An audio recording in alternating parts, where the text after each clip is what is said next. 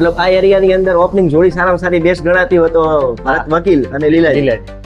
અને લીલાજી બે ઘણી જગ્યાએ ઓપનિંગ મેચો કરીને સારી એવી પાર્ટનરશિપથી સારી એવી ટીમો પણ જીતાડી. જી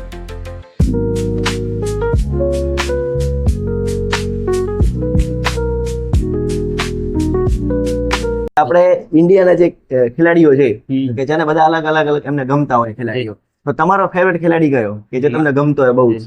મને આમ તો ભારતીય ટીમના કેપ્ટન પણ રહી ચૂક્યા છે જે મહેન્દ્રસિંહ ધોની, જે Thala for a reason. Yes, એમની સ્ટમ્પિંગ, એમનો જે રિવ્યુ સિસ્ટમ, આ કેપ્ટનશીપ, બધી રીતે એમનાથી હું ખૂબ જ પ્રભાવિત છું ને મારો ફેવરેટ ખેલાડી કહો તો પણ એ જ મહેન્દ્રસિંહ ધોની. બરાબર, મતલબ કે વિકેટ કીપિંગ પણ સારી કરે છે, તમે પણ કરી રહ્યા છો. બરાબર, પણ એક વિકેટ કીપર. હા, અને બીજી વસ્તુ કે કેપ્ટન પણ તમે હોવ છો, એટલે ડિસિઝન લેવામાં પણ તમને એમને એમાં મોટા ભાગના જે કેપ્ટન હોવ કે ના હોવ, પણ મોટા ભાગે જે મેચ હોય એનો મોટા ભાગનું કીપર હેન્ડલિંગ કરતો હોય છે. એટલે 100%. હા, એટલે ફિલ્ડિંગ કઈ રીતે કરવી. રાઈટ. એટલે તો મતલબ આમ પણ મહેન્દ્રસિંહ ધોની મારા માટે ફેવરેટ છે. Thala for a reason. Thala for a reason. જી. જો તમે કેપ્ટન હો, જી. બરાબર, અને આજુબાજુના જે આપણે ખેલાડી ગણીએ જેમ કે વાવથરાજ પટ્ટો છે, પછી ભાભરનો પટ્ટો, દીવદર છે, લાખણી છે, પછી આ બાજુ જોઈએ તો કોકરેજ તાલુકો છે, એની અંદર આપણે તો તમને કહેવામાં આવે કે તમારે ચાર પાંચ ખેલાડી જે તમારા સાથીદાર કહેવાય, એના નામ તમે કહી શકો કે જેના સાથે તમને રમવું બહુ ગમતું હોય, કારણ કે એનું શું કોમ્બિનેશન જળવાઈ રહે, એ તમને બહુ આપણે શું કોમ્બિનેશન જળવાઈ રહે તો જ આપણે મેચની અંદર કંઈક કરી શકીએ. તો તમારા એવા કયા ખેલાડી છે જેની સાથે તમને રમવું ગમે છે? આમ તો અમારા ગામની અંદરથી જ અમે 5 જણા મોટા ભાગે રમવા જતા હોય. બહારથી કોઈ ફોન આવે કે કોઈ ટીમ ઉતારવાની થતા હોય તો અમારી ટીમમાંથી અમે અમારા ગામના ધીરજ છે, ખેમજી છે, સુરેશ છે, બરાબર, લક્ષ્મણ છે, આ બધાનું એક અમારું કોમ્બિનેશન હોય છે. અમારા ગામના છે એટલે કોમ્બિનેશન સારું બેસતું હોય છે. આજુબાજુમાં પછી લીલાજી છે, લીલાજીને અમે બધા ખૂબ સાથે રમેલા, ઓપનિંગ પણ એમની હાથે કરેલી, એટલે આમ કોમ્બિનેશન સારું બેસે. મતલબ આ એરિયાની અંદર ઓપનિંગ જોડી સારામાં સારી બેસ્ટ ગણાતી હોય તો ભારત વકીલ અને લીલાજી. અને લીલાજી બે ઘણી જગ્યાએ ઓપનિંગ મેચો કરીને સારી એવી પાર્ટનરશિપથી સારી એવી ટીમો પણ જીતાડી. જી, ઘણા સમય પહેલા ની વાત છે, આજથી સમથિંગ ગણી લો તો 2-3 વર્ષ પહેલાની વાત છે, જ્યારે સનેસાડાના જે આ ક્રિકેટરો છે, જે 4-5 લોકો અમને વાત કરી, તો મને પણ એ વસ્તુ મને બી યાદ છે કે જ્યારે દિવસની ટુર્નામેન્ટ હોય અને આપણે જે ફ્રેન્ડલી રમતા હોઈએ ને ત્યારે થતું હોય છે, મને બી ખુદને ખબર છે કે સનેસાડાના કે ખેલાડી આવે છે ને એટલે એવું છે નવું પ્રકાર સામેવાળી ટીમને કન્ફર્મ થઈ જાય કે આપણે હારી જશું, કારણ કે એટલો તમારો રૂતબો છે અહીંયાનો દિવસની અંદર. એના માટે એક બીજી પણ વાત કહું કે જ્યારે અમારા ગામમાં કોઈ ગ્રાઉન્ડ છે તળાવની અંદર, અમારા ગામની 11 હોય, 11 ગામના જ, અમારી સામે કોઈ ફ્રેન્ડલી મેચ કરતું કે નહીં તો પેલા વિચારતા કે સનેસાડામાં જાશું એટલે હારી જાશું. નિસાર મંસૂરી પાલનપુર, એમણે જે એ લોકો અમારી સામે ફ્રેન્ડલી રમવા ગામમાં આવ્યા હતા, અને એમની સામે પણ અમે બહુ મોટી એવી શરત રાખી હતી. મેચ તો અમે હારી ગયા હતા પણ આમ જામી હતી મેચ, વન સાઇડ મેચ નથી બની એમ. બરાબર, શું વાત છે. મતલબ એ ટાઈપના ખેલાડીઓને પણ તમે અહીંયા પાણી ભરાવેલા છે. બહુ જોરદાર કહેવાય. એ લોકો પણ કહેતા કે ના સનેસાડાની ટીમ છે. 100%.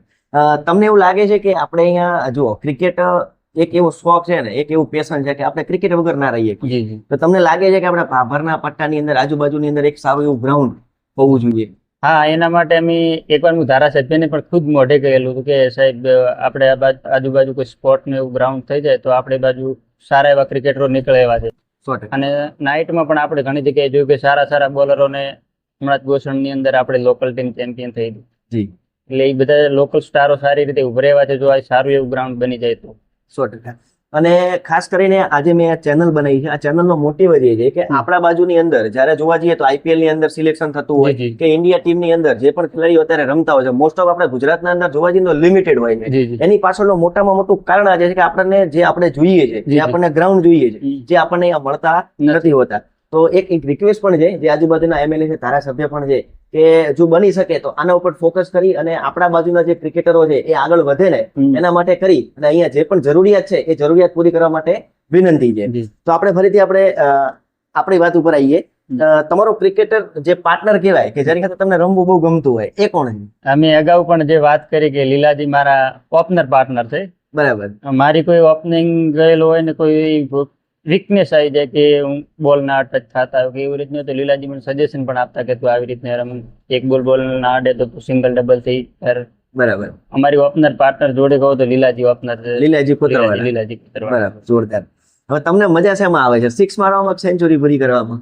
આમ તો બધાને સેન્ચુરી પૂરી કરે છે એટલે 10 ઓવરની મેચ હોય આપણે અહીં, એટલે આમ મોટા ભાગે સેન્ચુરીમાં મજા આવે, પણ મને ચોક્કાને ગેફું મારવાની બહુ મજા આવે. જે સર્કલ હોય કે ઓપનિંગ જવું એટલે મોટા ભાગે સર્કલ જ હોય, એટલે સર્કલ કઈ રીતે ખેલવું એમ જ મને બહુ મજા આવે ચોક્કામાં જ. બરાબર, જોરદાર.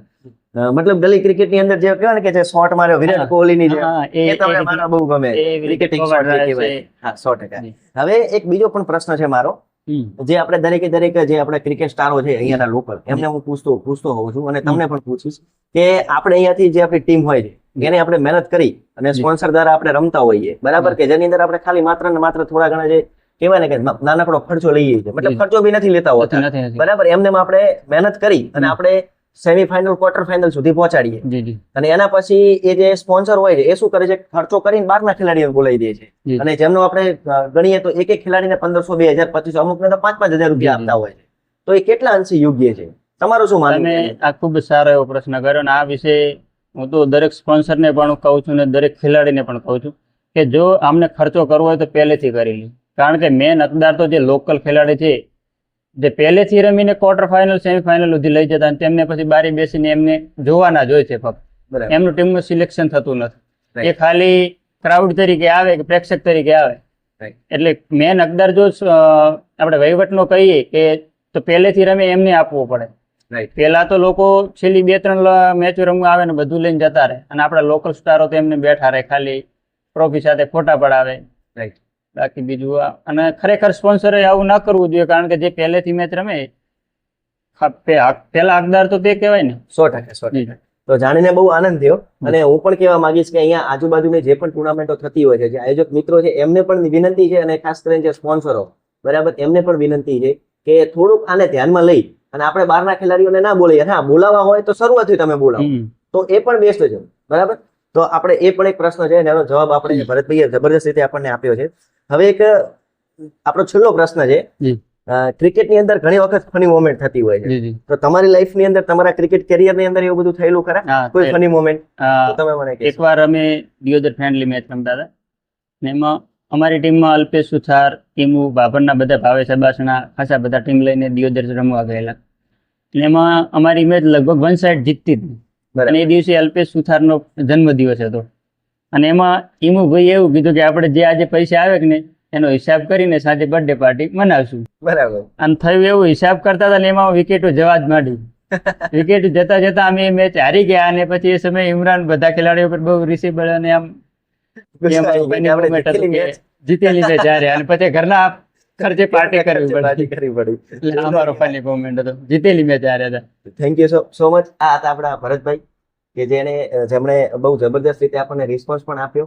તો ભરતભાઈ, ખૂબ ખૂબ તમારો આભાર કે તમે તમારો કિંમતી સમય આપ્યો, અને અમે જે અત્યારે હાલ ક્રિકેટ ઇનસાઇડ સ્ટોરી જે ચેનલ છે, તમે એના વિશે શું કહેવા માંગશો? તમારો પણ ખૂબ ખૂબ આભાર, અને તમામ મિત્રોને જણાવવાનું કે ઇનસાઇડ ક્રિકેટ સ્ટોરી ચેનલને શેર કરો, સબસ્ક્રાઇબ કરો, અને ખૂબ જ સારા મિત્રોને શેર કરો, તો જેથી આ આપણા અહીંના જે લોકલ ખેલાડીઓ છે એમનું ભવિષ્ય ઉજ્જવળ બને, અને જેમને મીડિયા દ્વારા જો આવી રીતે પ્રકાશિત થશે તો નવા ઉભરતા સિતારા નીકળશે, ચાન્સ પણ મળશે. જી. ચલો, ઓકે, થેન્ક યુ.